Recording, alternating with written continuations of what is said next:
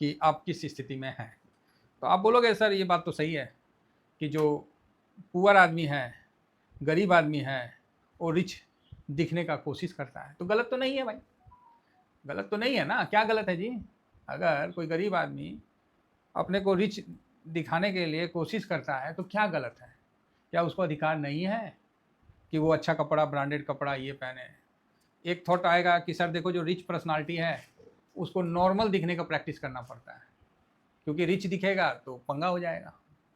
तो ये जो उधर-भुन है ना, इसी पे चर्चा करेंगे और बताएँगे आप लोगों को कुछ ऐसी बातें जो इससे आप खुद को कुछ ग्रो कर पाओगे, जिससे कुछ आपको अच्छा लगेगा। आप यही सुने हैं कि भाई जो पुअर आदमी है वो महँगे-महँगे सामान में पैसा वेस्ट करता है और आपको ये दिख रहा है, जिसमें जूता उसको $800 का है और यहाँ $98 का है समथिंग, पैंट इसका $6000 का है, इसका $70 का है, मतलब इस तरह का आपको दिख रहा है। हाँ, ये भी आप सुने होंगे कि रतन टाटा एकदम साफ, सिंपल, सादा कपड़ा पहनते हैं। आप मुकेश अंबानी को भी देखिए एकदम व्हाइट शर्ट, चाहे आप राकेश झुनझुनवाला को देखिए एकदम सिंपल शर्ट पहन के अपना धंधा करते हैं या काम करते हैं। तो एक बात बता देते हैं, उनका सिंपल होना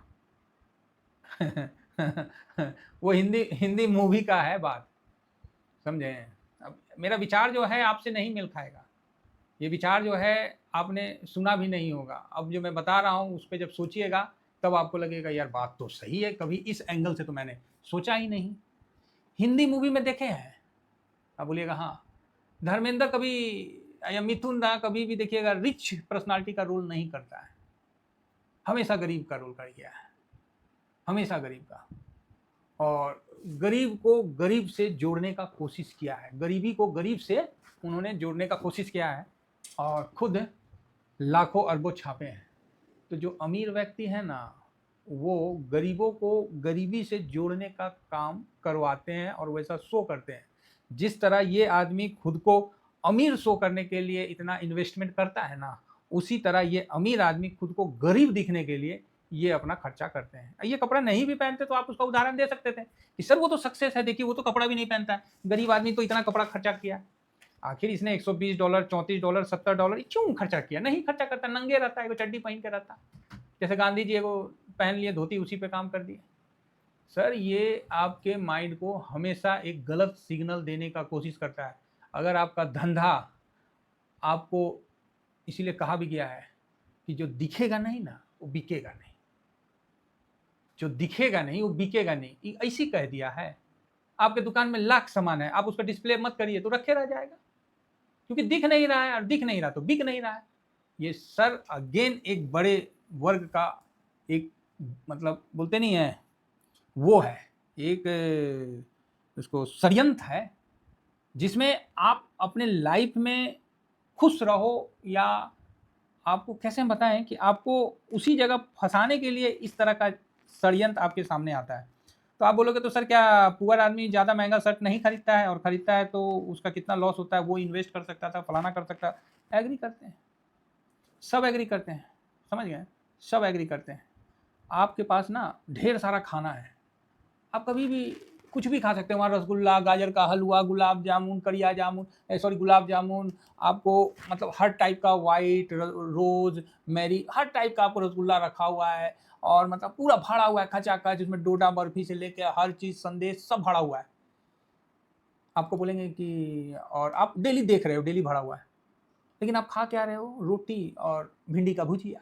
नॉर्मल रोटी ले लिए हैं और भिंडी का भुजिया खा रहे हैं। अंबानी साहब का पार्टी में देखे होंगे, भजिया खा रहे थे वो, हाथ में उठाए भजिया खाए, हाथ पोछे चल दिए। क्यों? क्योंकि उनके लिए ये सब नॉर्मल है, उतना मिठाई और सिटाई फलाना ढिकाना। लेकिन एक आम आदमी के लिए ये नॉर्मल नहीं है। अगर उसको किसी तरह से मिले ना तो जरूर खाना पसंद करेगा। बात समझिए। तो आप अपने जगह खुश रहिए कि आप रोटी खा रहे हो, तो देखिए अमीर आदमी भी रोटी खा रहा है, उसके बाद हर चीज रखा हुआ है, फिर भी रोटी खा रहा है, बताइए। और आपको बहुत मन कर रहा है मिठाई खाने का। मतलब कैसे, जो जिनके पास पैसा नहीं है उसको हिट कैसे किया जाता है, कभी इसको सोचिएगा। कोई किताब में नहीं लिखा हुआ है, आप लाख पढ़ लेना, कोई ऐसा बुक बता देना जो मेरे बात के अनुसार होगा। अमीर आदमी आपको ये सिखाता है, अमीर नहीं बोलेगा, उसके जो चमचे हैं ना, जो गुड़के, वो बोलेंगे देखो इतना है, अब रोटी भुंजिया खा रहा है और तू कमाई अठन या रसगुल्ला खा रहा है, बड़का हुआ कमाई अठन ही खर्चा रुपया तुम्हारा, तो ये हो जाएगा वो हो जाएगा। ये बोलने वाले लोग आपको मैक्सिमम मिल जाएगा, हर बुक में लिखा हुआ मिल जाएगा। क्या इस आदमी ने जो पैदा लिया है, क्या इसको शौक नहीं है कि अच्छा पहने, अच्छा मतलब करे? अच्छा पहनेगा तो मतलब ये खराब हो गया, ये गरीब हो जाएगा। और ये भाई कौन सी मानसिकता कहाँ ठूस रहे हो? बात समझ में आ रही है? आज हर यूट्यूब में देख लीजिएगा, आपको मैं एक किताब नहीं 10 किताब का उदाहरण बता दूंगा जिसमें यही चीज बताया गया है। गरीब आदमी कबीर क्यों रहता है, ऐसे करता है वैसा करता है। ठीक है, ये फैक्ट है। एक्चुअली ये फैक्ट नहीं है, ये एक षड्यंत्र है। और जिस दिन इस षड्यंत्र से आप बाहर निकलोगे बहुत लेट हो जाता है। तो आप बोलोगे सर तो फिर करना क्या है? देखिए, रिच होना पुअर होना जो भी कंडीशन है, ये तो आपके हाथ में नहीं था। सबसे पहली बात, रिच होना पुअर होना ये आपके हाथ में तो कंडीशन नहीं था। ये तो आपका जो भी एक किस्मत है, चाहे जो भी पूर्व जन्म का कर्म है, उसके निर्धारित आपने पैदा लिया है उस घर में। तो यहाँ आपका ये बोलना है रिच होना पुअर होना, हम अच्छा कपड़ा पहन लेंगे तो हम पुअर होने लगेंगे, ये कर लेंगे, उस पर भी हम आएंगे, उस पर भी आएंगे। लेकिन जो ये माइंडसेट खराब कर रहा है ना, अरे एक बार तो भाई साहब, एक है हमारे यहाँ, एक है जमशेदपुर में, एक रिक्शा वाला था। उसने महीना भर रिक्शा चलाया और जाके एक सेंटर पॉइंट होटल अब 3 स्टार है, उसमें गया, अपना रिक्शा लेकर वहाँ खड़ा किया, बोला भाई हम जा रहे हैं, और गया बैठ के चाय चू जो भी है अपना पिया, 500 रुपये टिप दे के और चला गया। यही यही अभी कई बार होता है, हम लोग भी इससे मोटिवेट हुए थे, ऐसा बात नहीं है। आज वो रिक्शा वाला का कम से कम लोग ढूंढते हैं उसको, समझ रहे हैं, और उसका किस्मत कैसे से कैसे बदल गया होगा। आपने भी कहीं सुना होगा रिक्शा वाला का कहानी कि मुंबई में ऐसा हुआ वैसा हुआ। यहाँ तो हम तो टाटा नगर की ना बात करेंगे, हम तो मुंबई का क्या बात करेंगे, जो कहानी में किताब में लिखा है वही हम सही मानेंगे, हैं वही हम सही मानेंगे। तो ये चीज़ है, तो आप थोड़ा समझिए मेरी बात को कि मैं क्या कहने वाला हूँ। ये एक षड्यंत्र है जिसमें आपको ये सिखाया गया है कि तुम गरीब जन्मे हो, गरीब मरोगे। लेकिन भगवान ऐसा नहीं किया है। आप कहीं भी पैदा लिए हों, आप अपने कर्म से और अपनी बुद्धिमत्ता से आप नेक्स्ट जनरेशन की तरफ आप बढ़ सकते हैं। आप भले उस सुख का आनंद पूरा ना ले पाए, लेकिन आपकी आने वाली जनरेशन आपके इतना तकलीफ नहीं सहेगी। इसके लिए 2-4 स्टेप है, उठा लीजिए, काम हो जाएगा। तो अब आप बोलिएगा सर मेरे पास तो उतना पैसा नहीं है। पैदा हुए थे तो पैसा लेके आए थे ना, पैसा लेके आए थे तो बताइए। तो आप बोलिएगा हाँ बात तो सही है। तो देख लीजिए 2-4 स्टेप है, उसको करिए, आप लाइफ में बहुत अच्छा होगा। अब आप बोलिएगा सर आप वही बोलोगे SIP करो, ये करो वो करो। भाई SIP बात वो नहीं है, बात ऐसा है कि जो इन्फ्लेशन है, आपको क्या लगता है कि आने वाला, आपको पता है 1 लाख रुपया आज जितना वैल्यू है, ये 2004 में उतना वैल्यू था कि उससे ज़्यादा था? आप बोलिएगा सर उस समय तो बहुत ज़्यादा वैल्यू था। हाँ, उस समय बहुत वैल्यू था, क्योंकि हम पोस्ट ऑफिस में PPF में रखे थे। 2005 तक हम 1.5 लाख रुपया रखे था, और सोना 6,000-7,000 चल रहा था। उस हिसाब से आज देखिए 1.5 लाख का क्या वैल्यू है, और उस समय का 1.5 लाख का क्या वैल्यू था। और आपको पता ही है कि पोस्ट ऑफिस में क्या मिलता है, 8 साल 10 साल में डबल करता है। समझ रहे हैं? इन्फ्लेशन को कहाँ, इन्फ्लेशन को भी बीट नहीं कर पाता है, इन्फ्लेशन को भी वो बीट नहीं कर पाता। तो ये सिचुएशन है। यहाँ आपको इन्फ्लेशन को भी बीट करना है, सब कुछ करना है। तो जो SIP का जो आपको लोग बताते हैं वो बिल्कुल सही बताते हैं। हाँ, अब यहाँ रिच और पुअर में डिफरेंस क्या होता है कि अब कमाई जितना है, आपको अच्छा कपड़ा पहनने का हक है, आप पहनो, कोई मना नहीं है। आपको अच्छा जूता पहनने का हक है, पहनो, कोई मना ही नहीं है। इसमें कोई रिच पुअर मैं नहीं मानता। मेरा बस यही मानना है कि औकात से ज़्यादा काम मत करो। तो औकात क्या हुआ कि औकात ये हो गया कि अब आपको तो पता है कि आप इतने लक्की तो हो नहीं तो भगवान आपको कहीं बड़े घर में पैदा करता। अडानी जी का 2 बेटा का है, 20 ठो बेटा रहता, उसमें आप भी 1 ठो रहते हैं। समझ रहे हैं? तो आपको इस चीज़ को समझना पड़ेगा कि अब हमको कर्म करके ही आगे बढ़ना है। अब कर्म करके ही उस जो गैप है ना उसको भरना पड़ेगा, बाकी सर कोई उपाय नहीं है। आपको नौकरी करना पड़ेगा, आपको जो करना करिए, आपको पैसा अर्न करना पड़ेगा, और उस पैसे को छोटे छोटे इन्वेस्टमेंट करना पड़ेगा। अब आप बोलेंगे सर आप भी फिर वही इन्वेस्टमेंट बता दिए। भाई देखो, कुछ चीज़ है जो कि आपके सामने सही में है, सही में है। आप बोलते भगवान नहीं है ना, आप बोलते हैं कि भगवान नहीं है, तो हम तो यही बोलेंगे कि आपके बाबूजी आदमी थे, तो आप बोलिएगा, आप लड़ जाइएगा मेरे से, अरे फालतू बात करता है, मेरा पिताजी आदमी थे। तो हम पूछेंगे उनका पिताजी आदमी थे, तो आप बोलिएगा हाँ दादाजी आदमी थे। हम बोले उनका पिताजी आदमी थे, तो बोलिएगा हाँ वो भी आदमी थे। तो हम बोलेंगे कैसे, आप देखे हैं? तो नहीं, मेरे पिताजी मुझे बताए हैं। तो पिताजी के बोलने पे इतना भरोसा है, तो ये जो कहानी चली आ रही है सब मतलब गलत है। हम कहते हैं कि तुम्हारे परदादा चाहे उसके ऊपर वाले दादा जो हैं वो बानर थे, तब तो जब अपने पे आएगा तो फिर आदमी छटपटा जाएगा। सिचुएशन समझिए। तो यहाँ पर ही क्या है कि जो एसआईपी बताया गया ना, ये एक्चुअली इसको समझिए, स्टेप बाय स्टेप मैं आपको समझाता हूँ कि ये सिस्टमेटिक है, थोड़ा थोड़ा करके। जैसे अभी 1.5 साल से मार्केट गिरा हुआ है, यहाँ पर क्या है कि अब शेयर बाजार, सर शेयर बाजार आप मत बोलिए ये तो जुआ का अड्डा है। तो आपको बता दें, जिस दिन बजट था ना, तो यही जुआ का अड्डा खोल के रखा गया था। तो अब समझ जाइए, अगर आपको लगता है कि जुआ का अड्डा है तो ये आपको देश के लिए बहुत इंपॉर्टेंट है। कोई पोस्ट ऑफिस नहीं खुला था, कुछ नहीं खुला था, और संडे को बजट के दिन फरवरी में आपको शेयर बाजार खुला था। तो आपको लगता है कि जुआ का अड्डा है, तो इसी को भगवान मान लीजिए। मेरे लिए तो भगवान है, मेरे लिए तो कोई अड्डा सड्डा है नहीं भाई, सीधी बात बता रहे हैं। तो इसमें क्या है ना, छोटा छोटा इन्वेस्टमेंट आप डालते रहिए। अगर आप पर डे 100 रुपया डालते हैं, महीना का 3000 डालते हैं, तो देखिए कमा तो हर कोई रहा है, समझ रहे हैं। और खासकर जो मतलब अपने छोटे जो इन्वेस्टर हैं, जो छोटे लोग हैं, जो छोटा मोटा काम करें, कमा तो हर कोई रहा है। आपको सपना भी बहुत बड़ा है सब कुछ करने का। यार कहाँ से कर लोगे, मेरे को तो ये बता दो। 2 पैसा जब जोड़ने का बात आता है तब एक वर्ड बोलोगे कि सर कमाई नहीं है। अब कमाना क्या है, आपको बोलो ना, आपका माथा नहीं है, आपको वो ईमानदारी नहीं है अपने वेल्थ को लेके ईमानदारी नहीं है। 10 साल में सर वादा करते हैं, जहाँ हो वहाँ से नहीं ऊपर बैठा दिया ना तो नाम बदल देना, 10 साल। और एक कसम खा लो एसआईपी करने का। तो आप बोलोगे सर कैसे करें?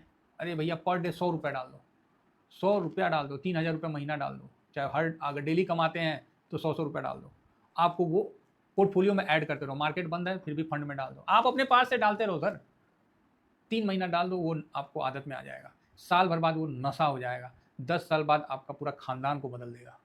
ये हकीकत है, छोटी छोटी बातें हैं, हकीकत है। और यही रिच लोग जो है ना, अपने बच्चों को बड़े प्यार से समझाते हैं। इसी को बोलते हैं कि पैसा को काम पे लगाना। अब इसमें क्या है कि शॉर्ट टर्म में मत घुस जाइएगा, नहीं तो लंका लग जाएगा, वापस से आप वहीं आ जाइएगा जहाँ थे। देखिए अगर 10 साल में आप 20% का रिटर्न सोचते हैं ना, तो गलत नहीं है, मिल जाएगा, मार्केट में मिलता है। आप देख लो, निफ्टी उठा के देख लो, जो उठा के देखना देख लो, गोल्ड सिल्वर उठा लो, 10 साल का आप रिटर्न देख लो। तो 10 साल में देखो सर आपको 10,38,000 हो जाएगा।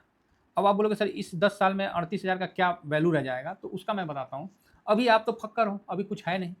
अगर मान लीजिए आज का टाइम में, चलो मैं सोना से ही, और इन्फ्लेशन, भारत का इन्फ्लेशन 6% के हिसाब से, ठीक है, भारत का इन्फ्लेशन 6% है मोटा मोटी, और सोना को ले लो तो 10% पकड़ लो, सोना को ले लो तो 10% पकड़ लो, है ना। तो 10 मतलब आज 1.5 लाख का सोना है, तो 10 साल बाद कितना हो जाएगा? तो 10 साल के बाद ये 3,89,000 का सोना हो जाएगा। आज आपके पास 1.5 लाख का सोना खरीदने का औकात नहीं है, मतलब जिनके पास 100 रुपये एसआईपी कर रहा है उसको तो 1.5 लाख का खरीदने का नहीं है ना, है जी औकात। आप बोलोगे हाँ सर बात तो सही है, तो लेकिन 10 साल बाद आपका औकात इतना हो जाएगा कि आप 1.5 लाख का मतलब 10-10.5 लाख का आपके पास हिसाब किताब रहेगा, और आप उस चीज़ को अफोर्ड कर पाओगे। मैं यहाँ ये नहीं बोल रहा हूँ कि आप बिल्कुल चेंज हो जाओगे, हाँ ये है कि अब उसके बाद फिर आप थोड़ा सा सिस्टम चेंज करोगे। कुछ 10 साल तक 3-3 हज़ार नहीं ना डालेगा, 5 साल के बाद चेंज होगा, साल भर में बाद चेंज होगा, फिर उसके बाद जब चेंज होगा तो ये जर्नी बहुत फास्ट हो जाता है। ये मैं 10 साल लिखा हूँ, यकीन मानिए ये जो अमाउंट है आप 5 साल के अंदर इसको अचीव कर जाओगे। क्योंकि मुझे ये अच्छी तरह से पता है, जो आदमी किसी काम को 3 महीना कर लिया उसका आदत हो जाता है, 1 साल कर लिया उसका नशा हो जाता है, और उसको छुड़ाने में फिर तो नशा मुक्त केंद्र में भेजना पड़ता है, वो नशा छूटता नहीं। और ये नशा अच्छे नशों में से है, जो आपके ख़ानदान को, आपके आने वाली पीढ़ी को, सबको ये गरीब अमीर के लफड़े से ऊपर निकाल देगा। उम्मीद करता हूँ कि बात समझ में आया है। अब इसको इम्प्लीमेंट करने पे आपको है। तो सर कैसे करें? देखिए जिनके पास नहीं है अकाउंट, तो मेरा जीरोधा का अकाउंट खोल लीजिए। इसका लिंक बिल्कुल है, कोई बाइंग पे चार्ज नहीं लगता है, आप आराम से इस पर खोल के कर सकते हैं। कोई दिक्कत होगा तो मैं आपको अगेन मैं रिपीट कर रहा हूँ, जीरोधा का। आप फायर्स का मत करिएगा, फायर्स का चार्ट उठ के लिए करिए, क्योंकि इसमें थोड़ा चार्ज का नॉर्मल ब्रोकर की तरह है। जीरोधा का काफ़ी डिस्काउंट है, तो इसको मैं आपको बोलना चाहूँगा, जरूर मेरे लिंक से करिए। कोई दिक्कत होगा तो मैं मदद कर दूँगा। छोटा छोटा एसआईपी करिए, म्यूचुअल फंड को मत दीजिए, वो कुछ नहीं बना के देगा, वो रायता फैला देगा। खुद करिए, और जुआ मत खेलिए। देखिए 10 साल में 248, ठीक है, 24%, हम तो 20 रखें, समझ रहे हैं, 20 रखें। और आपको सर्च क्या करना है, निफ्टी बीज, ये तो सबसे स्लो और सबसे जो भी है। बाकी 10 साल में आपको ICICI B20 को देखिएगा, तो ये भी, हालांकि 10 साल का तो नहीं है, तो 9 साल का है, क्योंकि ये तो 17 का है। तो मतलब आपको अच्छा लगेगा कि 10 साल में जो आपका इन्वेस्टमेंट है वो बढ़ता चला जाएगा, और उसका जो रिटर्न है आपको कहीं ना कहीं आज से बहुत आगे लेके चला जाएगा। सर मैं कैसे बताऊँ, आप इस जगह देख लो, 2016 मार्च अप्रैल जो भी है, वहाँ से देखिए अभी तक 276, 27% का रिटर्न। जूनियर बीज, आप अकाउंट खोलिए और ये खरीदते रहिए, जूनियर बीज, ICICI B22, निफ्टी 20, यही सब खरीद के अपना चलिए और एक एवरेज रिटर्न रखिए 20%, वो मिल जाता है। आप चाहो मत चाहो, मिल लेना है, समझ रहे हैं। पेशेंस से आप काम करो तो क्या है, फिर आपका वो चीज़ आएगा और वो चीज़ बनेगा जो आप कभी सोचे नहीं थे। तो ये जो सिस्टमेटिक इन्वेस्टमेंट प्लान है, इसको हल्के में मत लीजिए। रही बात खर्च को कंट्रोल करिए, मैं ये नहीं कहता हूँ कि खर्च खत्म कर दीजिए, ठीक है, मन है अच्छा पहनने का पहनिए भाई, किसने मना किया, किसने मना किया।